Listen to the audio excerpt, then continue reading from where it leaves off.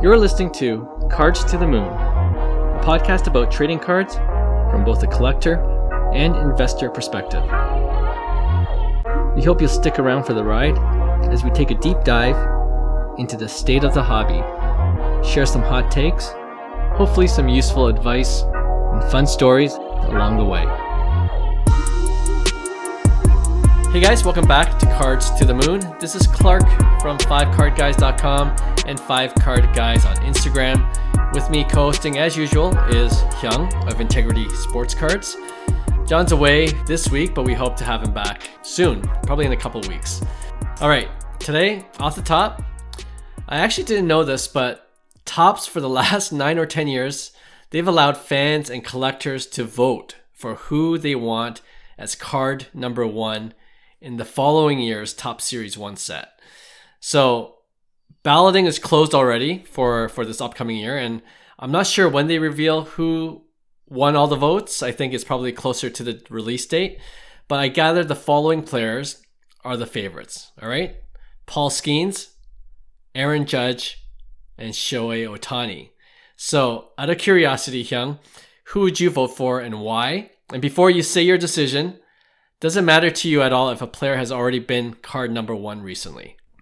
I think it goes with kind of like the cover of, the video games as well, like MLB The Show, and it's kind of deserved, right? So I'm all for people who get to be on the cover over and over again. I don't mind it. I think from a collectible standpoint, it makes sense that it can't be obviously someone not collectible. The names you list are pretty collectible people, but I would like to see a position player specific, like over a pitcher. Right. That's one thing that I always thought would. I don't know. I just think that people would want to collect that more because you have a lot more options, and you missed out Bobby Witt Jr. My bad. I would love to see Bobby Witt Jr. Yes. On the cover, because I think he's the future of baseball as well. So I would, if there is someone different, I would say Bobby Witt Jr.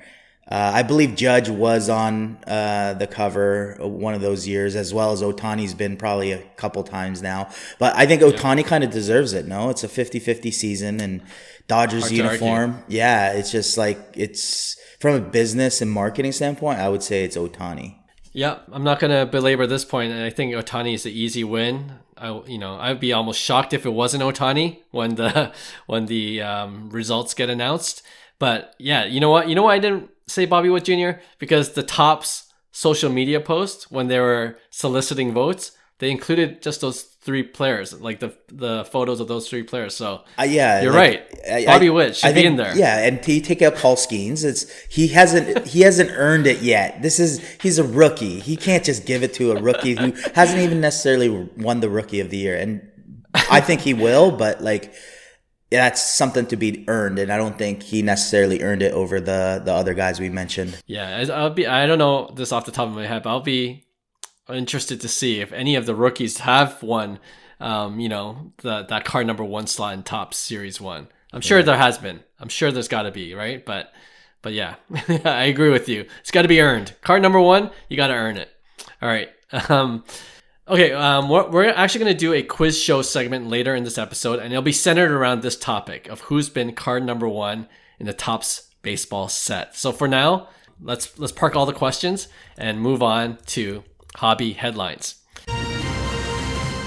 Okay, everyone is talking about this on social media, and that's the first live auction event hosted by Sotheby's and Fanatics, with 33 lots featured in this Holy Grails auction, showcasing some very, very high-end sports cards. Now, it's been reported that they did $7 million in sales in one night, and we're going to talk about some of the cards that sold that night, but first, just want to get your initial thoughts, Hyung, of the event itself, like the live auction format that we normally see in the high-end art world, but it's come to the sports car world now, complete with the red carpet treatment at Harlan Parish, which looked like a pretty cool hipster venue if you saw pictures of it. So what do you think? So the way I view it is like collectibles in general, whether it's art, whether it's sports cards, memorabilia. If the clientele is the same clientele, then I think it's very normal. We're just talking about a niche within the collectible space, right? So specifically, this would be sports cards, for instance. But I think with Sotheby's like clientele as well as the partnership, it starts bringing in other people such as Robert Kraft, so big time people that would probably buy paintings at a regular auction, Sotheby's auction. So it's a similar clientele, but in a niche sports marketplace. So I think it's it makes a lot of sense, because the way I see it is they value assets as almost like museum collection pieces. And this is no different. Where would you go if you wanted to have access, especially if you're a celebrity, right? And I think they leverage that celebrity really well, especially what we talk about from a marketing perspective. And it's I think it serves its purpose. I think you're gonna get overbidders because, like I said, some people don't put a price tag. They don't check comps. It's not even about comps at this level, right? So they're like, I'll pay whatever I need to pay for it, and some people probably overpaid, but I think it's good. It solidifies the long-term asset game, in my opinion. Yeah, I agree. And it's interesting though, because I just saw a video from Cage Lawyer, and he kind of did the homework of checking comps, to see if some of these rich guys overpaid, and like you said, I totally agree with you that they probably don't look at comps, but it was interesting. He mentioned about maybe less than half went like what was fair market value, and most of them were under comps, right? And I think that's more a function of the market itself. Right. When you compare it to like how hot the hobby was in 2021, 22, and some of these cards are beginning to resurface and get back on the auction block. So I think you can explain a lot of it that way. But yeah, it's to your point also, like you definitely see the celebrities coming out. When Fanatics is involved, when Michael Rubin is there, Tom Brady. I feel like Tom Brady works for Fanatics. He's always at these Fanatics events now, right? Right. You mentioned Robert Kraft, and he actually bought the Tom Brady playoff contenders rookie auto for $120,000. So, and Logan Paul, Meek Mill were there. And kind of related to what you were saying, I was, if I wanted a big high-end card sold, I'm like, I would love to put it in the Sotheby's times Fanatics event, because you're going to get these celebrities that will just pay whatever. That's my thinking. Right. And you can maximize your buck for that, right? 100%. But yeah, I believe the next one is in December. So it'll be interesting to see what the second one is like. The inaugural, they usually go all out for it, kind of like Fanatics Fest in New York City. I'm really curious to see what the next one is about. But the first one, it seemed pretty cool. It seemed like it was a big success. All the way around. All right, let's talk about some of the cards that sold that night, okay? The one that's getting the most attention is arguably lot number 1, which was the Shohei Ohtani 2018 Topps Chrome Sapphire Superfractor autograph rookie card, which was in a BGS 9.5 slab. It was a beautiful looking card. And I believe it was DJ Ski who was the seller, because in one of his posts, he said he was sad to let it go. Okay. And he had bought it from Golden Auctions with a couple partners for $62,000 back in 2021. And it sold at this Holy Grails auction for $336,000. So that's a nice $274,000 flip. Yeah, I don't think he's that sad. Yeah, for $274,000 profit. Yeah. Any initial thoughts on this flip and on this card? I mean, like, you look back, and if you're like last year or 2 years ago seeing the Sapphire at $60K, the Superfractor, would you have purchased it? No. You wouldn't have?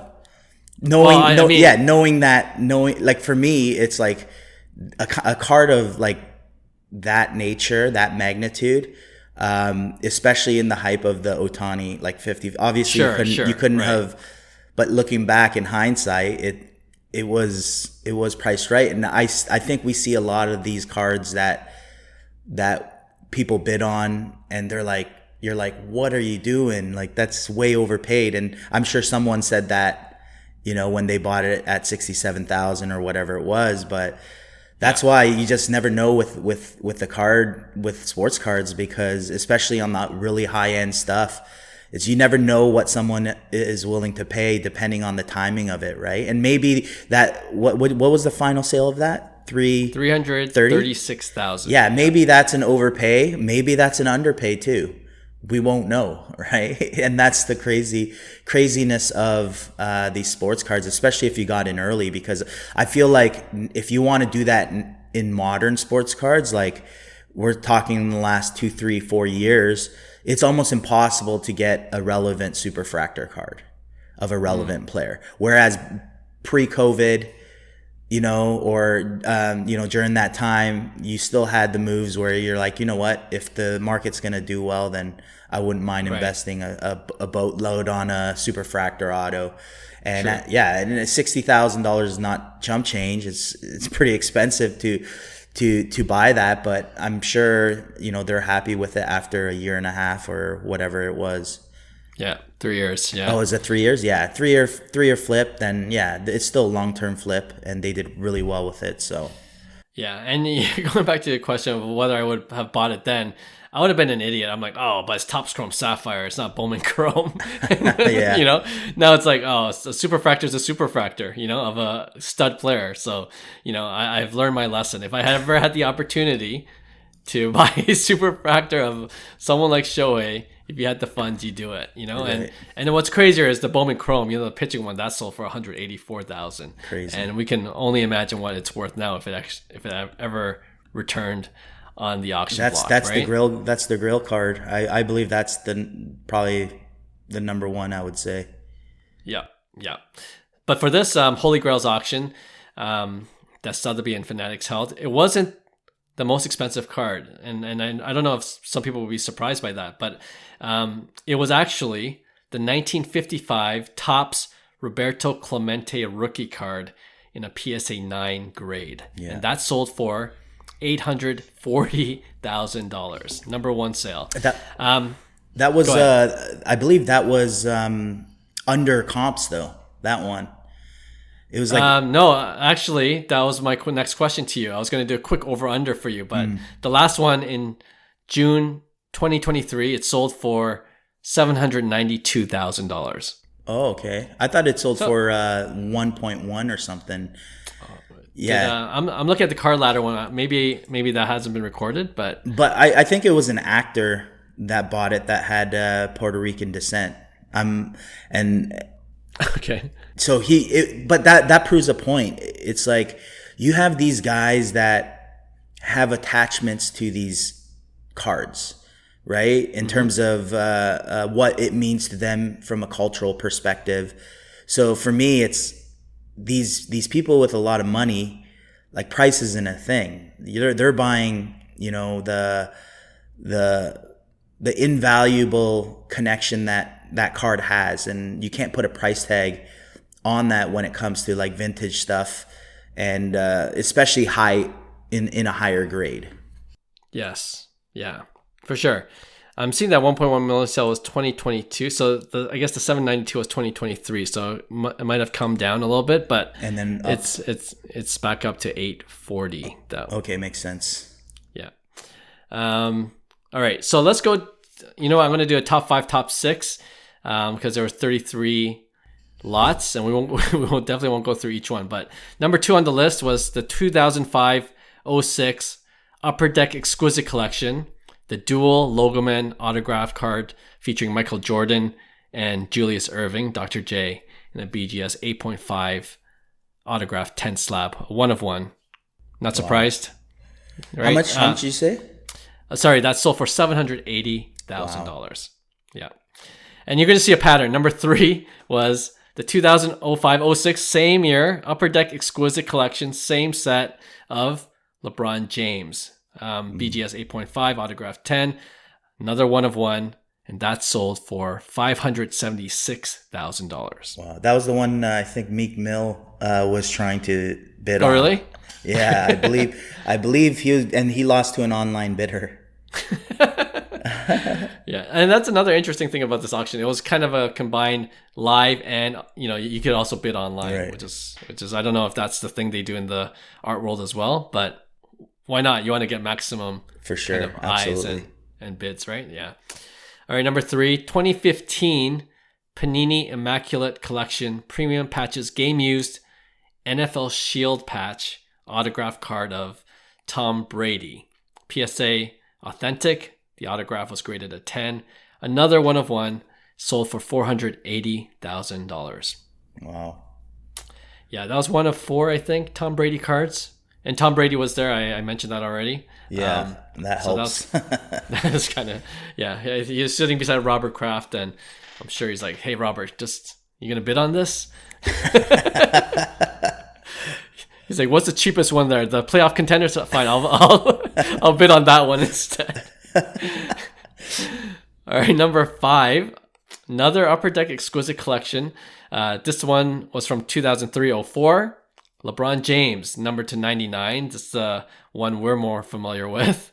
BGS 8, autograph 10, on-card auto, rookie card, sold for $432,000. Wow.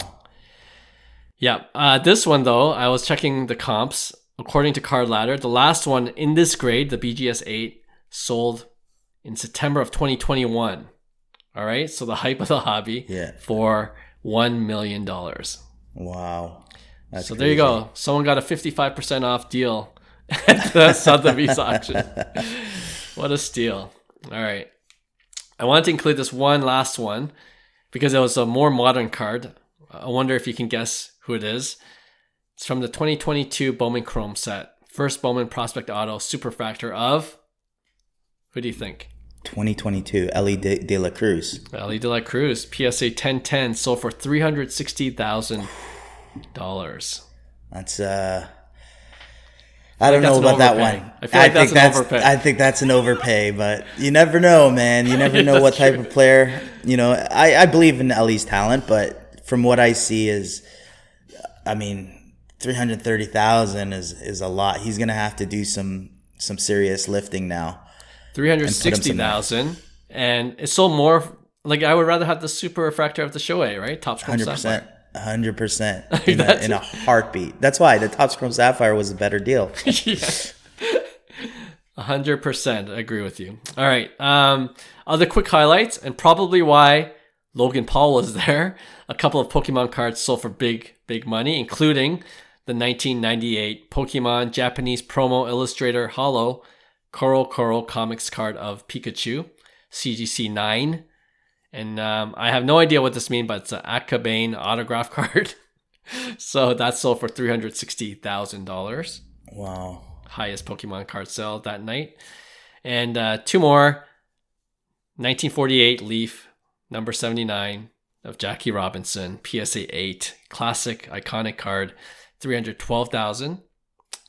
And this is kind of cool because we talked about this before. I believe last week, but the 2000 Upper Deck SP Authentic Tom Brady rookie autograph card, right? I believe this is the one that John really wants. It's numbered to 1250. Right. But what's different about this card is that Tom Brady autographed it himself on card, and it's also Tom Brady Provenance card. So on the PSE slab, it says TB12 collection. So this was specifically for him. And remember, we talked about it with Mike Trout. He has the Mike Trout family collection that he has for himself. And you were saying actually that imagine if one of these went on the market. Well, for sure, this is kind of the perfect case example. Tom Brady, a card that he owns specifically. I guess he's like, he doesn't need the money, but I'm sure he's doing Michael Rubin a favor by putting it up for auction, right? For sure. And that card sold for $192,000 compared to, and it was great at PSA 1010. I feel like PSA did him a favor, but 10 autograph 10, because I couldn't find any other comps that had a PSA 1010 label. I've only seen this card in a PSA 10 without an auto grade. And without the auto grade, the last comp sold earlier this year for $53,000. So wow. compare Totally that to justify it. compared that to the 192 versus the 53 for an extra auto grade of 10, but it belonged to Tom Brady. 100%. I think it's worth it. I'd rather have that card than just the regular PSA and pay double the price. I'd probably pay more than double, to be honest. Triple the price. It's actually triple the price. Triple the price? I'd pay more than triple the price. I think it's worth it just because it has a story. It has a backbone where it's so rare. It's the only one, pretty much. Yes. And you know what? I'm an idiot.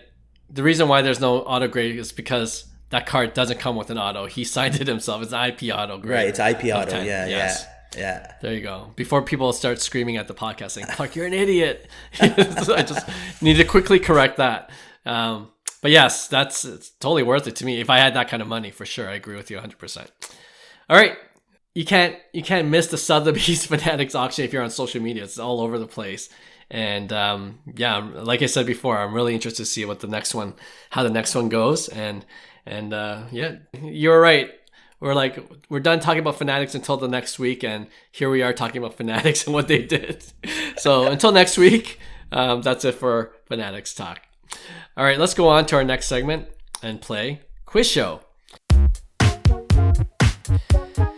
All right, like I said off the top, Topps has been allowing fans and collectors to vote for card number 1 in the Topps Series 1 set, starting with the 2016 set. So they allowed people to vote in 2015 for that 2016 set, okay? So my question is, can you guess or even remember who card number 1 was for every year since voting started? And I'm going to give you clues for each one because, it's hard to remember the order and things like that, right? So I'm going to give you clues by giving some of the stats of the player in the year that fans voted, okay? So, like I said, the 2016 Topps Series 1 set, people voted in 2015 for this player, okay?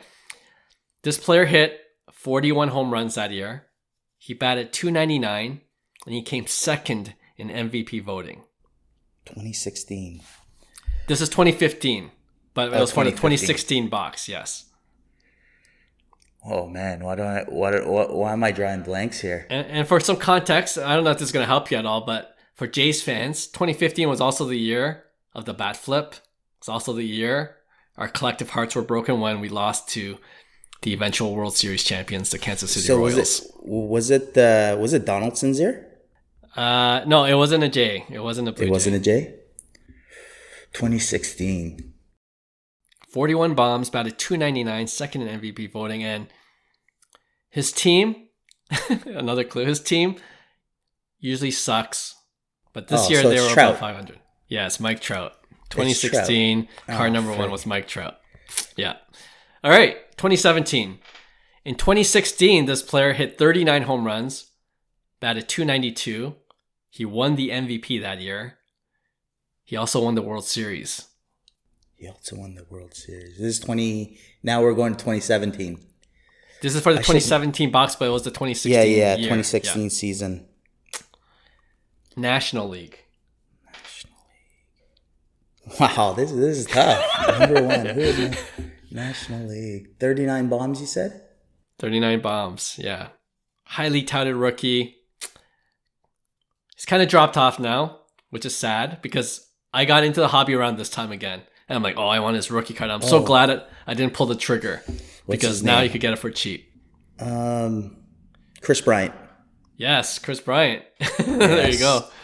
Man, remember that year? Chris Bryant was I do. He was the man. Chase. We had hopes. Man, oh man. I almost bought a card for $1,000. His base first prospect auto rookie, I think, is like a few $100 now, right? Okay, 2018. I think this is easy. The 2018 set, so we're talking about the 2017 season. 52 home runs, rookie of the year. Aaron Judge. Aaron Judge, yeah. He was card number 1 for 2018. 2019. 2018? 2019, yeah. It's confusing me. 2019, card number 1. 2019 Top Series, but for the 2018 season, he hit 26 home runs, 16 stolen bases, only in 111 games played, he also won Rookie of the Year that year. Ronnie Acuna Jr. Yeah, Ronald Acuna. Okay, 2020. So we're talking about the 2019 season now. 45 home runs, 11 stolen bases, batted .291, and he won MVP that year. Mike Trout. Trout, yeah, there you go. 2 times since fans were allowed to vote. All right, 2021. I feel like this is getting easier because now you remember collecting these. Yeah, that's what I'm trying to remember. Card number 1, but it's still hard because Series 2 is popping up. Right. Topps update. Yeah. No, that's true. All right, 2021. In 2020, this player hit 42 home runs, 21 stolen bases, batted .282, and he was 3rd in MVP voting. Fernando Tatis Jr. Yes, yeah, Tatis. All right, 2022. In 2021, he had a 46-26 season, won MVP. Shohei Ohtani, and funny enough, that was the only year he was card number 1. 2022. Yeah. Oh, really? Yeah, not interesting. Not twice, and Aaron Judge too. So that's a clue. He's both of them have only been card number 1 once. All right, we're at 2023. So in 2022, this player hit 27 home runs. He batted .242, but he got a lot of attention because he was part of a blockbuster trade. Juan Soto. The Padres trade. Yeah, huge, right? Yeah, boatload of prospects for him. So it's funny. He was card number 1 just because he was on the news. Yeah, I don't think he should have. He doesn't. Soto should have deserved it. Yes. You feel like, Juan Soto is another guy that should be on the ballot for this coming year. You know what I mean? But anyway. Right. But I guess that would be his only year in a San Diego Padres uniform. So I think that'd be a cool collectible piece if you're a Juan Soto fan. Yeah, no, that's a good point. All right, lastly, 2024 Top Series 1 has just passed. In 2023, he had the 40-70 season. Again, Acuna twice on this list. So Acuna and Trout twice on the lists ever since fans were allowed to vote. So Ohtani, that said, Ohtani needs to get it. Ohtani's a shoe-in. Yeah. Shoe-in for 2025 Top Series 1. There you go. Other interesting facts. 2 players are tied for the most appearances as card number 1. So this is before fans were allowed to vote. Do you know who those 2 players are? Ooh, all of Topps. Like you're talking about vintage. One player is vintage for sure. Another one's more modern. Retired though. Both retired. Topps number one. It has to be. And both these players have been card number 1 5 times. So this is vintage? One of them is vintage, and another one is borderline junk wax. Okay, so vintage, I would say it has to be either Ted Williams or... No, not Ted Williams. I would say Hank Aaron. You're right, Hank Aaron. Nice. 5 times, 1963, 73, 74, 75, and 76. Yeah, I remember seeing a lot of the number 1s of those cards.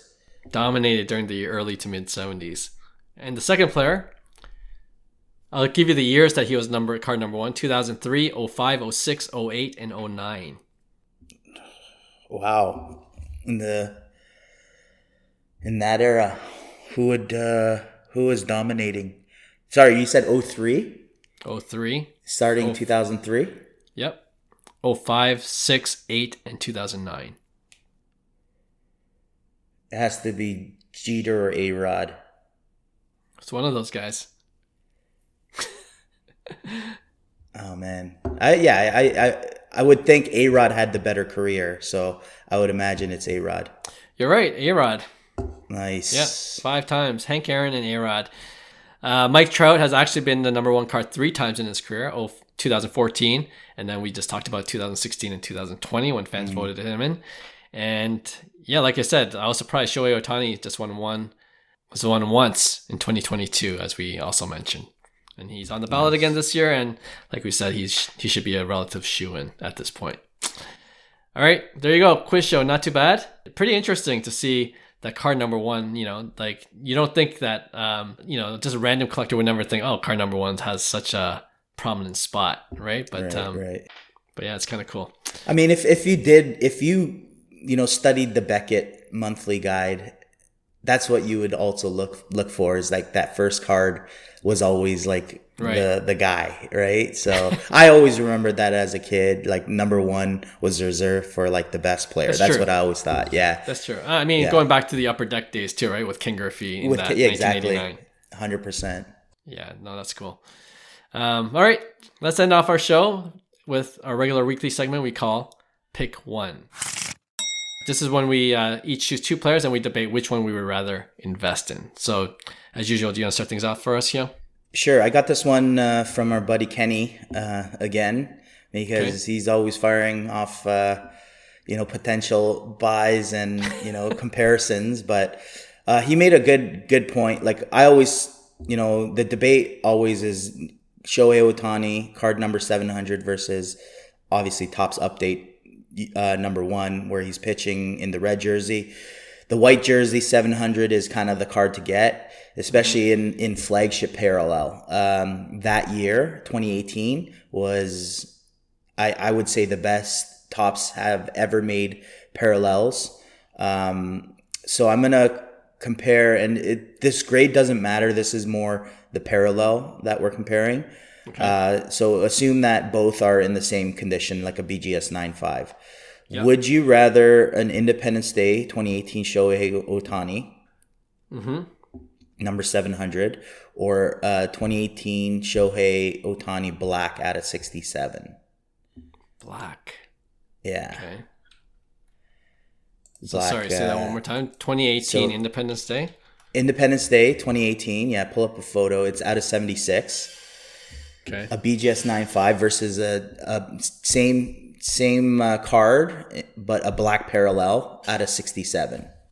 Oh, I see. The 2018. Yeah, both 2018. So the best paper parallels, in my opinion. The 2018 Independence is the one where he's pitching? In the white? They're both in the white, yeah. So they would be the same card, different parallels. Oh, I see. Okay. Yeah, and the stars are kind of shooting out that card. Okay, so thanks for sending the pictures. So the Independence Day, again, is numbered to 76, and the black is numbered to 67. Yeah. I mean, it's a rarity, right? Oh, man. Does it matter? There's 9 extra. Like, visually, the Independence Day wins straight out, right? And I'm just seeing if I rather have the lower serial numbered card. You know what? It's close enough that I'll go with the Independence Day.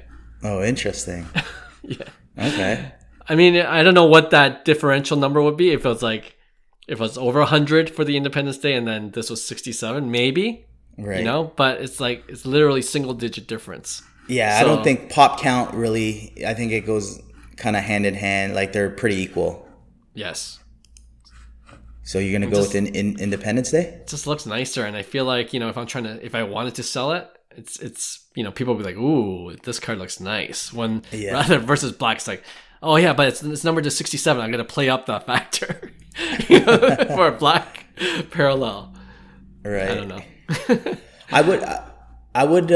So hang on. What are you saying? Black or Independence Day? I'm saying Independence Day. I'm just going for ID.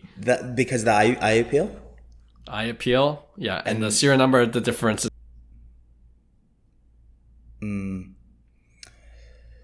Yeah, it's. I go back and forth with this one because I always say the 2018 Independence Day is unreal, and I am an Independence Day collector. I just love that parallel. Mm-hmm. But something about like every time I chased a card, I would say a black. If I wanted like a Topps black out of 67, whether it was Juan Soto, Ronald Acuna Jr., or Shohei Ohtani, especially in 2018, I feel like the black was almost impossible to find, especially in a decent grade. And I see him out with Ohtani's. I honestly think these cards are criminally undervalued for what like a Mike Trout, Topps black did before, right? And the rare parallels of 2011 Topps Update. So I think there's good buying opportunity in these paper parallels, especially the Independence and black.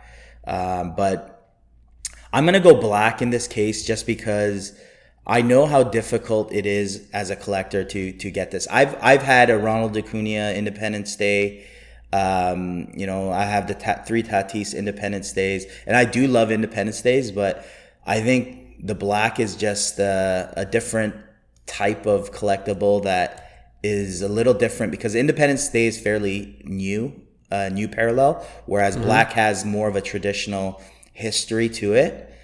And I do love 2018 blacks. I think 2018 and 2019 blacks are one of the best black parallels that Topps have ever done on paper, as well as Independence Day those same years. So I'm gonna go black, Topps black, 67. I think I have a new goal to track an Ohtani 700 down. Kenny convinced me, but there you go. We have a split, Kenny. A split, and I agree with you though, like that. It also depends on the Independence Day visual of the year, and I agree with you 100%. The 2018 one looks amazing. It's probably the best in recent years, in my opinion.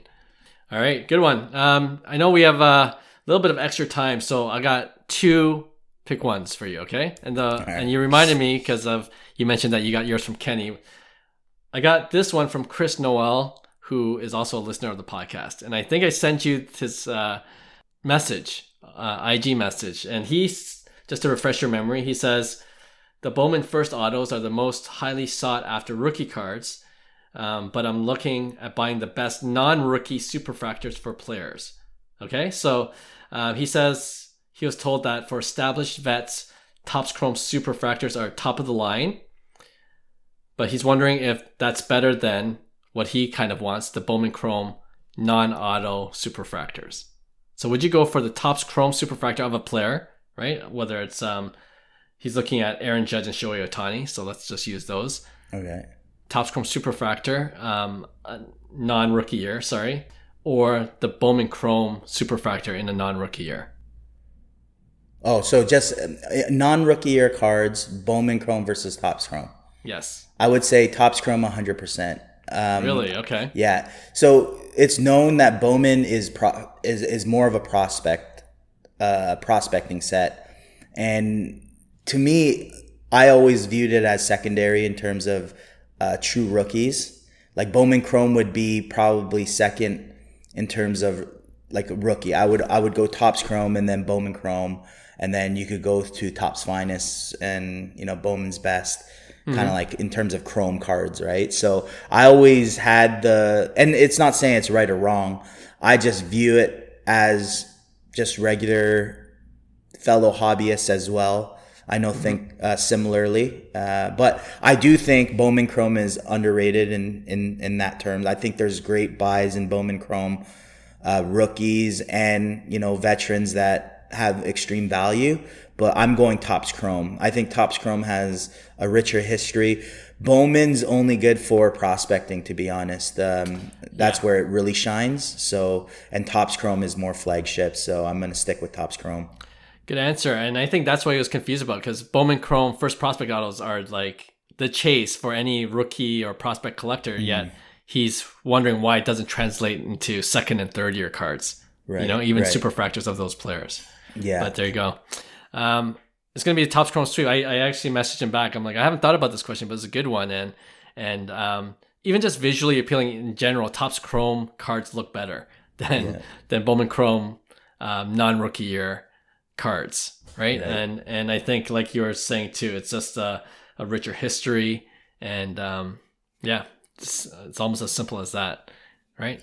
And then it goes, I also think it goes with supply and demand. It's because there are so many different options available. I think people prioritize what they value in general. So, but that's to say other people don't value it the other way. So that's why we always say collect what you love. If you have a buying opportunity where you think the Bowman Chrome card's better, I would say go for it, because there are times when the Bowman Chrome card does look better, and you have to do it on an individual basis, right? So like I would just say do what you love, because at the end of the day, it's a one of one. It's a superfractor. So I don't think you could go wrong with whatever you love.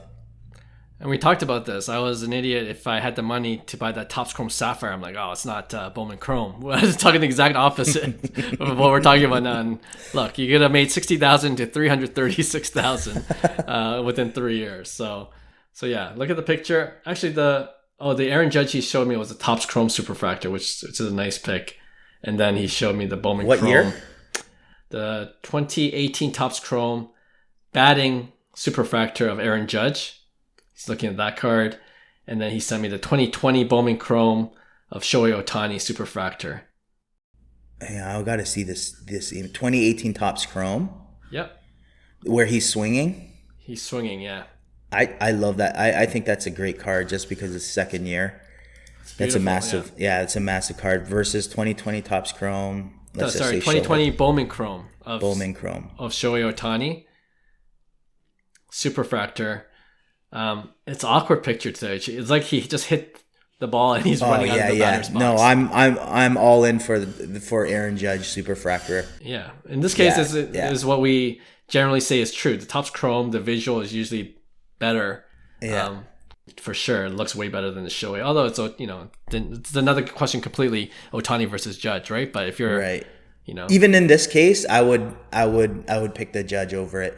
I think the Judge second year Judge Topps Chrome flagship Superfractor, I think that would age really well. Whereas the Ohtani has, like, before this, he's had probably 20 different Superfractors. This Topps Chrome would be literally the second Superfractor for Aaron Judge in Topps Chrome. So right. I think it's a no-brainer, Aaron Judge. All right, Chris, I hope that helped. I'm glad I asked Hyung. He was more in depth with his answer and I agree with everything he said. All right. Okay. Because like I said, we have a little bit of extra time. Let's do one more. And this was my original pick one.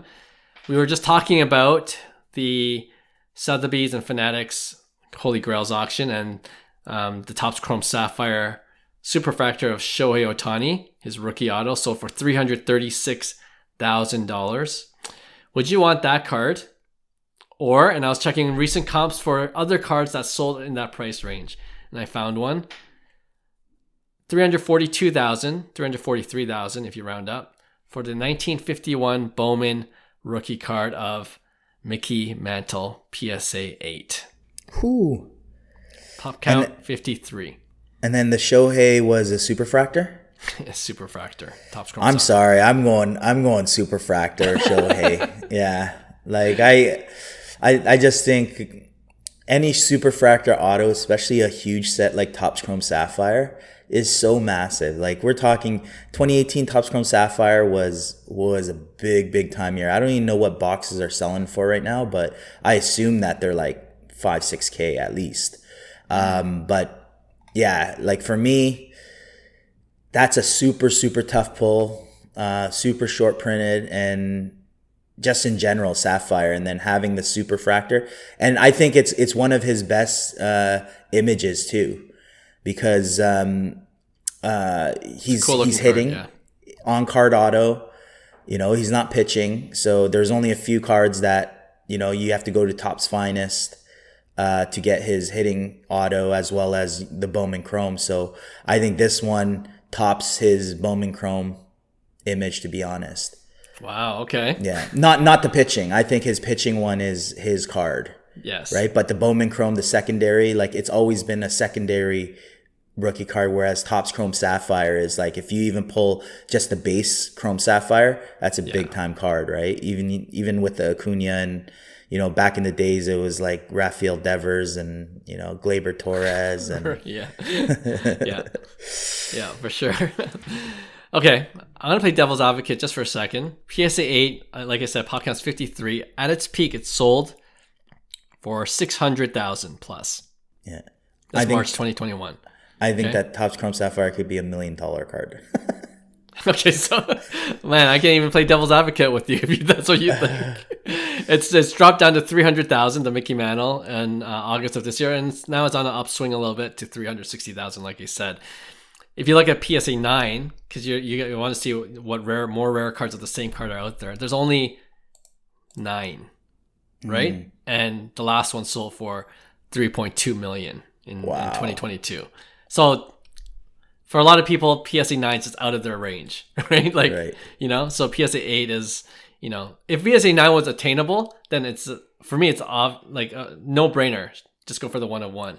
But I want to see what the gap is between an 8 and 9. So it's huge. Massive. For 1951 Mickey Mantle, right? So that's the devil's advocate point.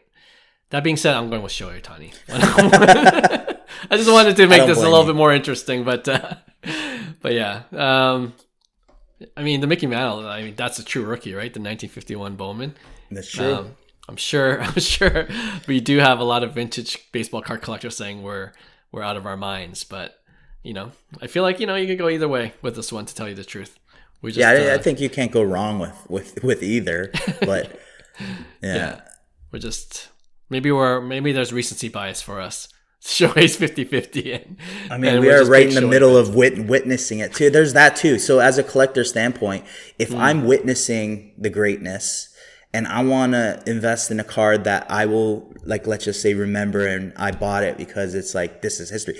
I love the Mickey Mantle. I think it's art piece, but I've never experienced Mickey Mantle. Right. You know what I mean? So there's no emotional tie to it necessarily, other than, you know, he is a legend, and, you know, the backstory of, you know, everything that, you know, he's kind of encountered in the sports card world. But like, for me, I'm experiencing what Ohtani's doing on a daily basis, and it's absolutely insane. So for me, I love the hype. You know, maybe it's overhyped. Maybe his card market drops. But right now, as of this recording, you know, I'm in with the Shohei hype. You're in. And you know, you already took the point out of my mouth. The counter argument would be that you could be buying at the peak because of the 50-50 chase. The hype for sure, absolutely unreal. But you know what? That being said, I've doubted Shohei too many times. I'm not going to doubt him again. He's just he's a unicorn. You know, I remember at the beginning of this MLB season, we're like, oh, he's not going to be pitching this year, so there could be a buying opportunity for this year because he's not pitching. We're, you know, crazy. Then he hits 50-50. It's like, it's crazy. I'm just not doubting Shohei again. He's a true unicorn, and I'll pay whatever for his card I'm always on the lookout now. So there you go. Another great episode, a shorter one than usual, but I hope you guys enjoyed it. We'll have a brand new episode for you on Friday. Talk to you then. Bye. Hey, thanks for listening to Cards to the Moon. We'd really appreciate you subscribing to our podcast wherever you listen to your podcasts. And you can also connect with each of us on Instagram at 5cardguys, or you can follow Hyung at Integrity Sports Cards, or John at TradeU at Recess. You can also check us out at 5cardguys.com. Thanks again, and hope to connect soon.